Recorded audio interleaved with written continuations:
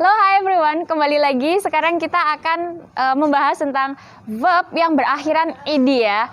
Nah, kenapa Miss harus sampaikan ini? Karena Mas ternyata masih banyak atau beberapa ya dari teman-teman yang kadang masih salah paham kalau nggak fokus lagi ngerjain tuval khususnya ya.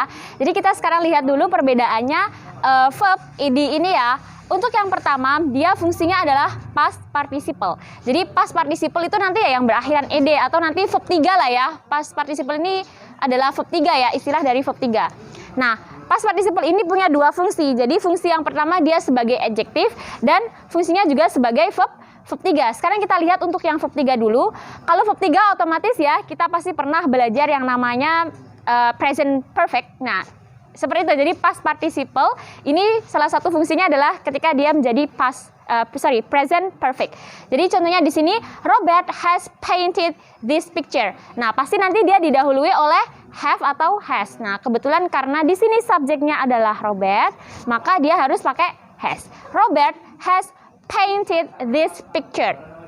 Nah, jadi painted di sini karena dia didahului oleh has ya, maka dia nanti fungsinya sebagai verb 3. Nah, sedangkan kapan sih kita menjadi adjektif?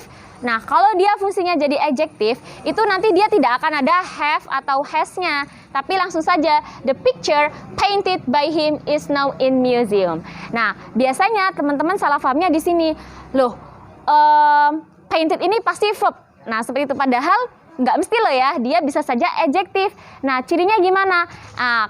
Kalau dalam bahasa Inggris, ketika kita belajar sentence khususnya, dalam satu klausa itu terdiri dari subjek dan verb. Gak boleh double subjek dan gak boleh double verb ya, kayak cuman ada aku sama kamu. Gak boleh ada orang ketiga ya.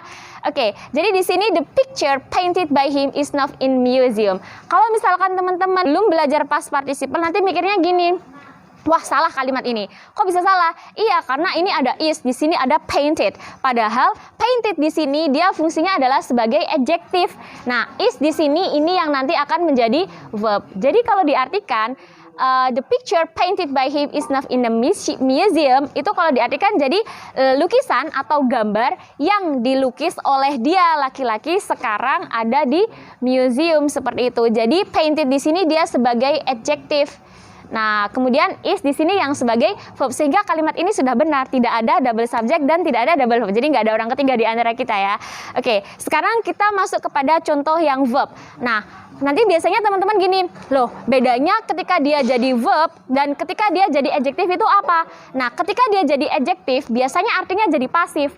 Kayak tadi saya katakan, the picture painted by him. Nah, gambar yang dilukis. Nah, atau lukisan yang dilukis. Sedangkan ketika dia nanti menjadi verb 2, itu kan sama-sama idenya juga. Akan tetapi nanti kalau dimaknai, biasanya artinya akan menjadi aktif.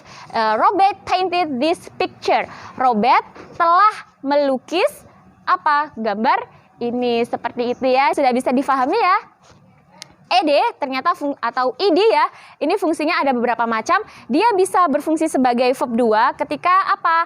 Ketika dia nanti artinya adalah aktif. Sedangkan ketika dia nanti jadi ketika dia jadi past participle ya, dia bisa berfungsi sebagai adjektif dan dia bisa berfungsi sebagai verb 3. Ketika dia jadi adjektif nanti apa? Nanti pasti maknanya adalah menjadi adjektif atau nanti maknanya menjadi pasif. Sedangkan kalau verb 3 nanti dia maknanya akan tetap aktif, akan tetapi dia nanti didahului oleh to be, has atau have. Seperti itu. Got it?